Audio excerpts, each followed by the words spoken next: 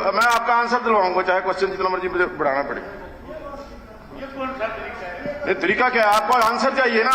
अध्यक्ष महोदय, अध्यक्ष महोदय, अध्यक्ष महोदय, मैं दे रहा हूं, उत्तर दे रहा हूं, मैं उत्तर दे रहा हूं, मैं उत्तर दे रहा हूं, उत्तर दे रहा हूं, मैं उत्तर दे रहा हूं, उत्तर दे रहा हूं, मंत्री के ब्याह पर मैं उत्तर दे रहा हूं। बैठिए। अध्यक्ष महोदय, ये बात ठीक है कि जो मादक पदार्थ हैं उनकी तस्करी करने वाले, हमारे विजय साहब आ गए हैं, मैं एक पंक्ति दो बोलूंगा फिर बाद में ठीक से उत्तर देंगे।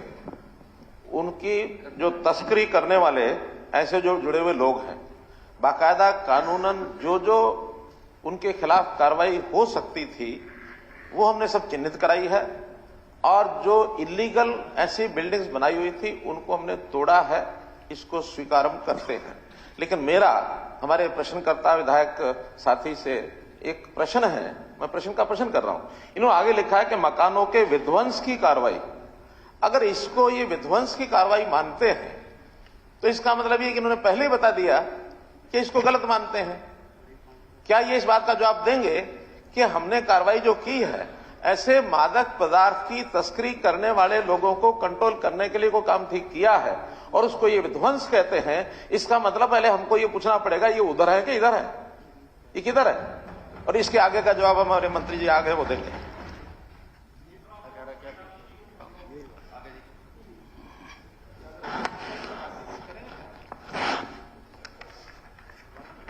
अध्यक्ष महोदय, जैसा कि मुख्यमंत्री जी ने अभी बताया कि क्रिमिनल्स और ड्रग तस्करी करने वालों पर नकेल कसने के लिए और जो उन्होंने गलत तरीके से पैसा कमाकर संपत्तियां बनाई हैं उनके ऊपर कार्रवाई की जा रही है। हम संबंधित विभाग को सारा डाटा देते हैं कि इतने केसेज हैं इसके खिलाफ और इतने वो हैं। टोटल 178 संपत्तियों पर बुलडोजर चला है सर, जिसमें से 72 रिलेटेड टू मादक पदार्थों से है। और मैं समझता हूं कि किसी भी कानून पसंद व्यक्ति को इस पर एतराज नहीं करना चाहिए, इसकी सराहना करनी चाहिए। आपके संज्ञान में भी अगर कोई होगा आप हमें सूचना दें, हम कार्रवाई करेंगे। क्योंकि हम प्रदेश से ड्रग तस्करी, गुंडागर्दी, शराब माफियाज, हम इन सब पर नकेल लगाना चाहते हैं। और जब से हमने कार्रवाई करनी आरंभ की है सर, स्पीकर सर, मैं आपको बताना चाहूंगा कि हरियाणा में ठंड पड़ गई है, इनके हौसले टूटे हैं और हरियाणा छोड़कर ये लोग भाग रहे हैं। और मैं संकोच नहीं करूंगा, अगर ऐसे और भी केस हमारे सामने आएंगे तो सरकार कार्रवाई करने में एक बार भी नहीं हिचकेगी, जरूर कार्रवाई करेगी। अगर जहां तो बदमाशी छोड़ दो और जहां हरियाणा छोड़ दो, हम किसी को भी अपने प्रदेश में ये गुंडागर्दी और बदमाशी नहीं करने देंगे। और उसके लिए हम और कानून भी ला रहे हैं। जल्दी हम विधानसभा में जहां ऑर्डिनेंस के माध्यम से हमने उसको सारा क्लियर कर दिया, हरकोका का, हम वो भी ला रहे हैं। क्योंकि हम चाहते हैं कि प्रदेश के लोग अमन और शांति से रहे। कोई भी देश या प्रदेश तभी तरक्की करता है अगर वहां पर अमन और शांति है। और अमन और शांति बनाने के लिए जो भी कदम उठाने पड़ेंगे वो हम उठाएंगे सर। एक मिनट बैठिए, पहले उनका क्वेश्चन है। हाँ स्पीकर महोदय, वो पूछेंगे। मुख्यमंत्री जी जवाब दे रहे थे और मुख्यमंत्री जी कह रहे थे कि मैंने स्वयं उसमें ये जोड़ दिया आगे कि जिन लोगों के मकान तोड़े या जिनके खिलाफ कार्रवाई करी। मुख्यमंत्री जी, इस मामले में अगर सबसे ज्यादा इस विधानसभा में इन अपराधों को लेकर के, खास करके नशा तस्करी, नशे से जुड़े हुए मामले को अगर किसी ने उठाने का काम किया तो मैंने किया, सबूत के साथ किया। सबूत के साथ आपके सामने सारी बातें रखी, लेकिन अब तक उनके ऊपर कोई कार्रवाई नहीं है तुम्हारी। मैं सदस्य महोदय की सराहना करता हूं अगली जानकारी जो आपसे लेना मैंने तो चाहता हूं। एक ही विषय, एक शब्द का विषय उठाया है कि अपने प्रश्न में ये कहते हैं कि वो विध्वंस हुआ। विध्वंस हमेशा जो होता है उसकी तो एक प्रकार से आप मेरी बात निंदात्मक शब्द है कि हम शायद उसको ठीक नहीं मानते इसलिए विध्वंस हो गया। आप ये कहते हैं कार्रवाई, ये कार्रवाई है, ठीक है, गलत है, सरकार बताएगी, लेकिन आप पहले उसको करें ये कार्रवाई शायद गलत है, विध्वंस हुआ। तो इस विध्वंस शब्द को अगर अपने प्रश्न में से ये वापस लेकर के अपनी बात करेंगे हमें कोई आपत्ति नहीं है, लेकिन विध्वंस कहेंगे तो इसका मतलब ये इससे सहमत नहीं है। सबसे ज्यादा इस इशू को किसी ने यहां रेज किया तो मैंने किया है, और आपकी सरकार ने कभी उसको सीरियसली नहीं लिया आज तक।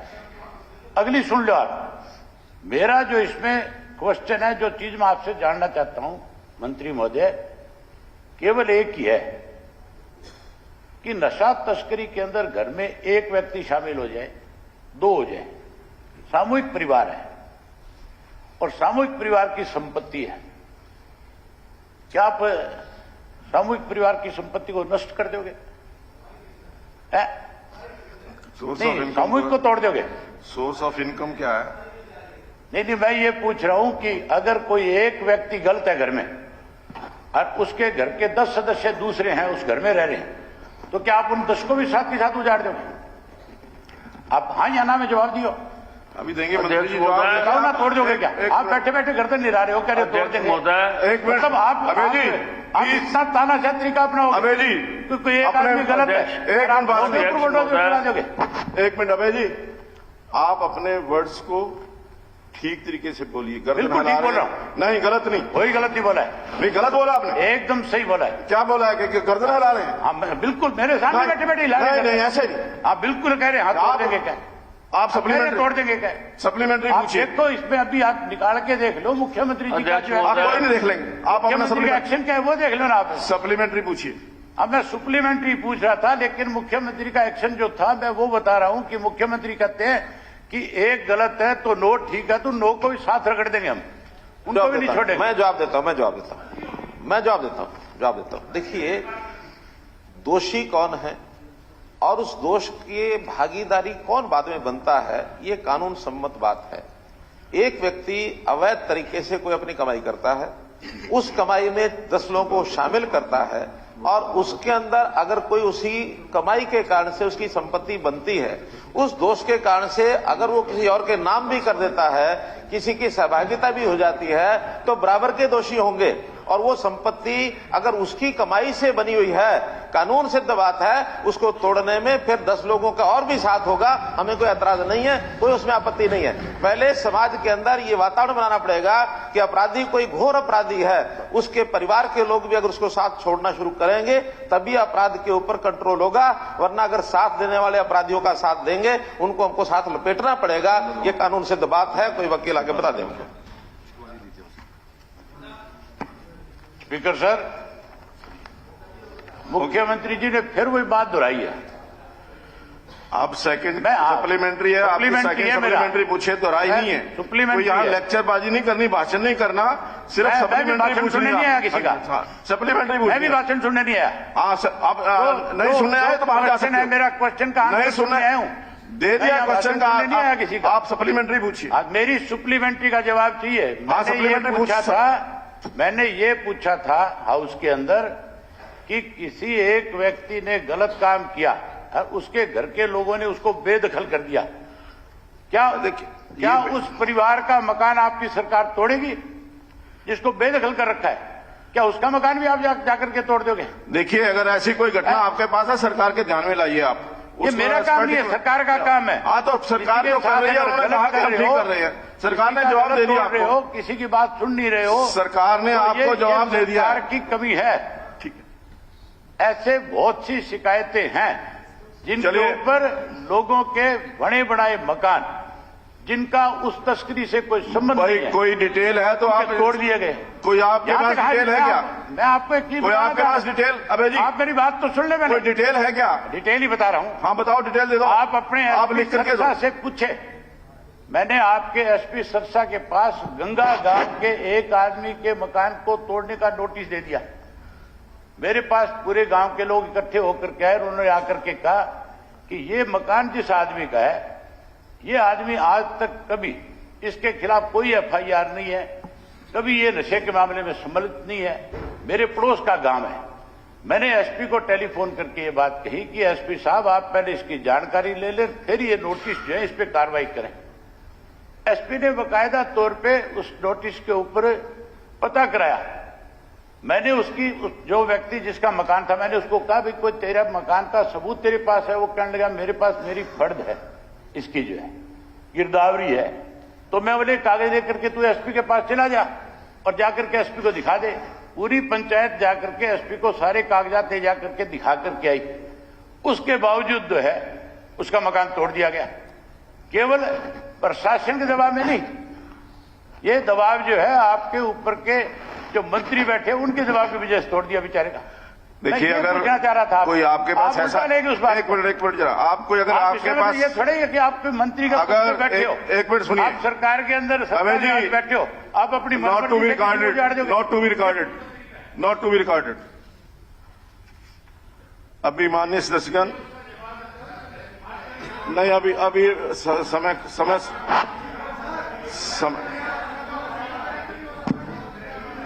समय समाप्त हो गया। कोई बात नहीं, मैं आपको 0 आवर में दे दूंगा आपको। इसमें स्पीकर सर, मैं 1 मिनट कहना चाहूंगा। हाँ जी, हाउस का समय बहुत देर से मैंने कहा है, बात दूंगा में मैं। कुछ नहीं है, उस पर चर्चा हो रही है। या तो मंत्री का नाम ले, किस मंत्री ने दबाव दिया उस मंत्री को यहाँ सामने करे। अगर कोई मंत्री नहीं है तो फिर इस तरीके की बात वाहियात हाउस में नहीं करनी चाहिए।